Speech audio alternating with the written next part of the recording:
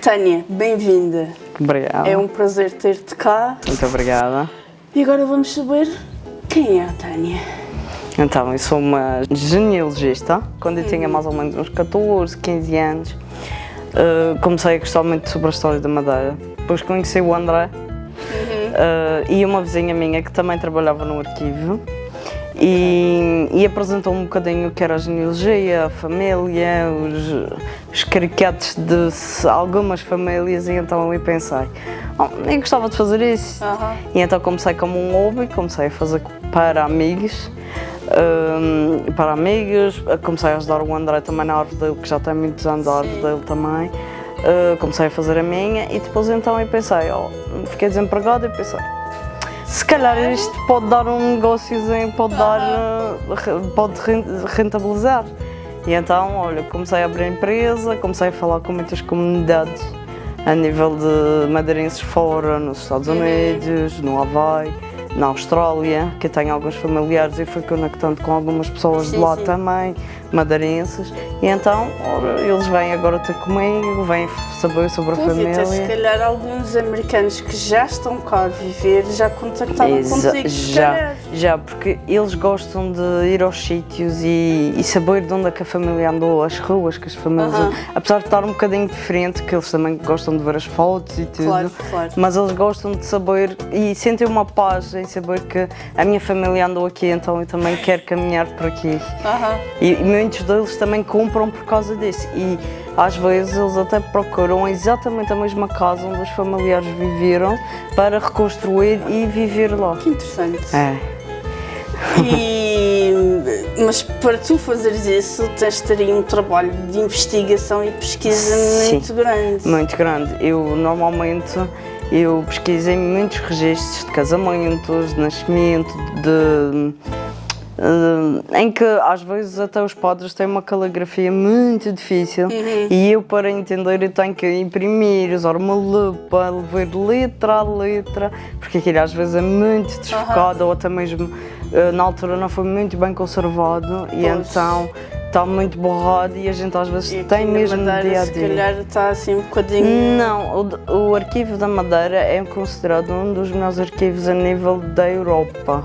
Nós muito cedo conseguimos conservar muito bem os nossos documentos e até a nível de pesquisa é muito melhor do que o do continente, porque estamos muito melhor organizados e no continente houve ali algumas coisas que não correram bem também, é muito maior, mas aqui nós conseguimos, através de cada capela, cada igreja, conseguiu fazer o seu trabalho, conseguiu conservar muito bem. Muito bom. Sim, a maioria até já estão digitalizados, mas quando eu comecei, é engraçado que eu comecei com microfilmes e era preciso umas máquinas e era preciso passar aquelas fitinhas nas máquinas. E foi assim que eu comecei. E a nível fotográfico também consegues arranjar material com facilidade? Mais ou menos. Eles estão a trabalhar neste momento a digitalizar tudo o que os Vicentes tinham. Tudo o que os Vicentes tinham, eles estão já a digitalizar. Tem um grande arquivo, exatamente. Mas o problema é que a maioria dessas fotografias não estão identificadas. Por isso, saber que aquela pessoa é muito complicado. E aqui na Madeira, a nível fotográfico, não era uma coisa muito normal. Não era muito normal as pessoas irem entrar, não havia muito dinheiro, havia muita pobreza. E então, a nível fotográfico, é uma coisa muito mais complicada. Aqui. E tu, obviamente, com esse tipo de trabalho, consegues ter uma noção de como era a sociedade na época. Exatamente. Como é que... Alguma história assim engraçada que... Eu, quando eu conheço uma nova pessoa, eu costumo dizer, aqui na Madeira nós temos uma coisa caricata, que é, nós podemos dizer que nós viemos de Adão e Eva. Sim. É caricato, porquê? Porque... O primeiro casal, os primeiros bebés que nasceram foram um casal de gêmeos e eram o Adão e a Eva. Por isso eu costumo dizer que nós aqui na Madeira descendemos mesmo de Adão e Eva. Por isso. E também temos, nós temos a máscara de ferro portuguesa era de cá da Madeira. Foi um uma suposta pessoa que devia ter sido o rei e que na altura ele não era da mesma pai, ele não era da mesma mãe, então foi um bastardo, um filho bastardo, e então o pai e o irmão foram assassinados, o rei e o futuro rei foi assassinado, só que eles, em vez de o elegeram, mandaram cá para a Madeira. Mas eles sabiam que ele era o rei. Tudo o que ele pedia, eles traziam tudo para cá, tudo o que ele queria, e ele morreu. E quando ele morreu, na sepultura dele, o apelido dele era Homem del Rei, e por isso é que nós temos alguns apelidos que é Homem del Rei, temos alguns apelidos assim por causa dessa descendência. Ok. Exatamente. Isso é muito interessante saber. Exatamente. Isso deve ser muito gratificante. Exatamente. Ir ali à procura de tudo e vasculhar e saber origens de nomes e até, olha, os brasões que tu também consegues investigar com isso. Exatamente, eu comecei com isto, os brasões, porque a minha família, que é o Pantaleão, não tem brasão de armas. E então eu comecei, mas o que é que foi as origens dos brasões, porquê que havia os brasões, e então eu pego neste livro todos os dias e todos os dias eu leio um brasão diferente e consigo compreender um brasão diferente, o que é que a origem dele, de onde é que veio, se veio do continente, de alguma região, ou se veio de Espanha, e então todos os dias eu pego neste livro e vejo um apelido e é o meu dia a dia, para além dos registros. E algum brasão assim que te esteja mais gravado? Eu gosto dos Ornelas. Porque também é da minha família, os Ornelas. São duas sereias que tem lá e tem uma simbologia muito bonita para mim, de ser da minha família. Neste caso, eu sou dos Figueiras de Ornelas, de Câmara de Lobos, e para mim tem muito significado esse brasão. E então, tu com isto trabalhas com gente de toda a parte do mundo? Toda a parte do mundo, a toda a hora. Eles cativam, eles gostam de saber, apesar de que eu também quero que as pessoas de cada da região tenham esse gosto pela família. Porque eu tenho uma cliente agora que infelizmente nós estamos a trabalhar na árvore dela porque a avó dela nasceu num lar. Nasceu num lar, infelizmente foi prostituta no Funchal, e a mãe dela gostava de saber quem é o meu pai. Sendo uma prostituta é um caso muito mais complicado. Mas essa minha cliente, ela tem uma paixão tão grande pela família que ela quer saber exatamente o que é que aconteceu, o que é que se passa, e ela não teve a oportunidade de falar com a avó, que infelizmente já faleceu, mas eu acho que é isso que cativar as pessoas, é falarem com a família, descobrirem mais coisas sobre a família e ter ali um livro ou uma capa ou tudo em que possam dar aos seus filhos para que eles sintam orgulho de serem madeirenses e de terem família que cresceu cá e que viveu cá sempre. E portanto, neste momento tu já fazes isto a tempo inteiro como profissão mesmo? Exatamente. Tenho a minha empresa, Madeira Lineage, que já está há um ano ativo, e todos os dias é tudo clientes novos, todos os dias é aventuras novas, é descobrir coisas novas, e à medida que eu vou trabalhando nisto também vou sabendo mais, um bocadinho mais sobre a ilha, um bocadinho mais sobre as pessoas da ilha, e é sempre gratificante. E então, já neste contexto de pesquisa, se calhar a Livraria Esperança tem-te ajudado um bocadinho nessa... Muito imenso. Por exemplo, a história que eu referi sobre a Máscara de Ferro foi um livro que eu comprei cá, que eu descobri cá, e muitos mais livros sobre várias famílias de vários autores que eu venho cá porque é a única livraria cá na região que posso dizer que tem estes livros mesmo específicos da ilha. E então, olha, eu espero que realmente as pessoas agora comecem a se interessar mais naquilo que tu fazes, porque acho que é muito importante realmente nós conhecermos as nossas redes. Exatamente. E sabendo que há realmente alguém ou uma empresa que o faz profissão mesmo e que se dedica exclusivamente a isso é fantástico. Exatamente.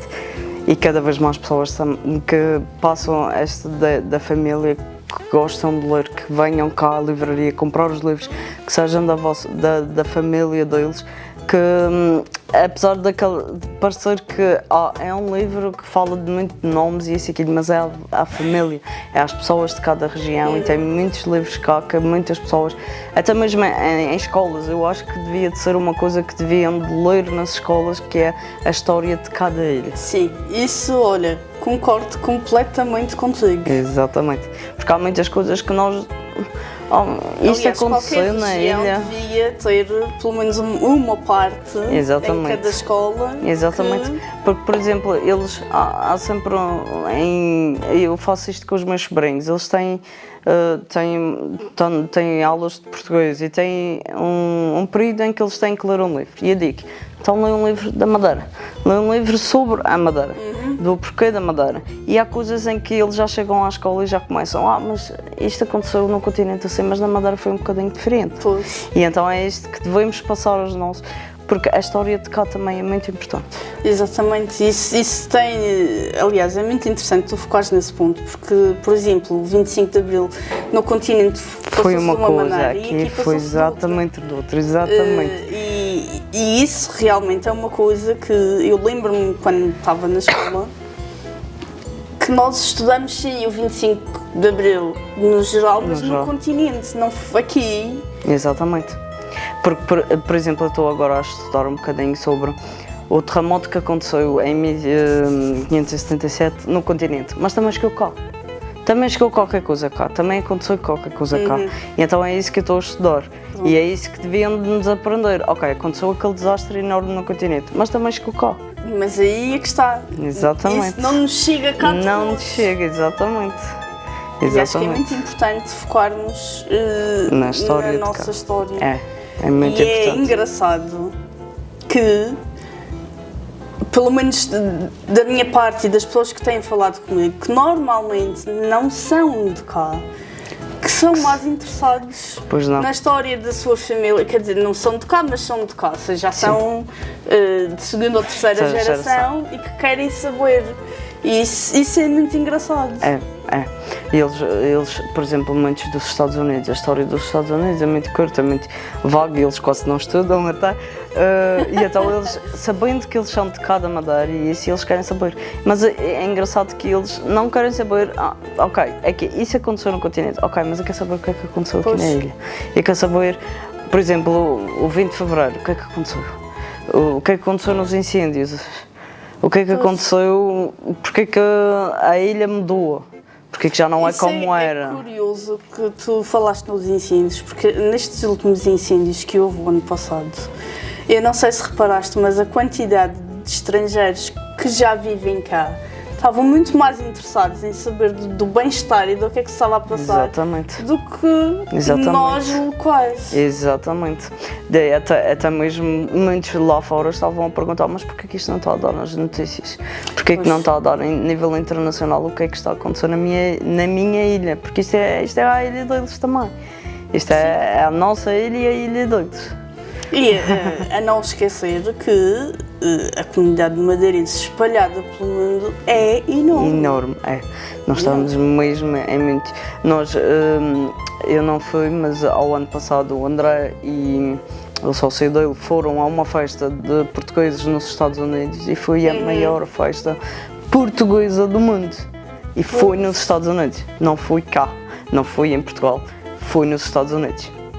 A nossa imigração é muito grande fora, muito grande, a nível dos Estados Unidos, Venezuela, Brasil, Austrália, África do Sul, muitas pessoas estão lá querem saber de cá, querem se calhar voltar ou visitar, ou saber da nossa história, querem estar cá. E tu agora vais começar também a trabalhar com os Açores. Sim, exatamente. Eu quero também integrar a nível dos Açores, saber mais sobre a história de lá.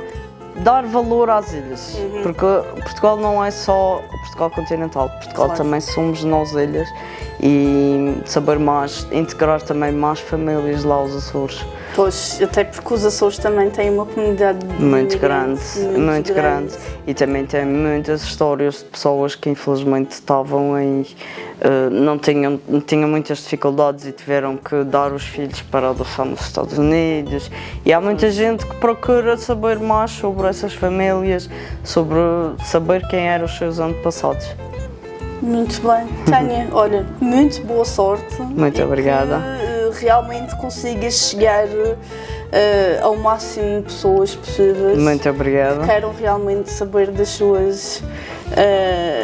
seus antepassados e das histórias engraçadas que depois a partir daí vocês conseguem encontrar. E eu espero que a Livraria Esperança continue a me ajudar, a ajudar a todos. Já sabes que estamos sempre aqui. Claro que sim, e agradeço imenso. Obrigada, Tânia. Muito obrigada. Obrigado.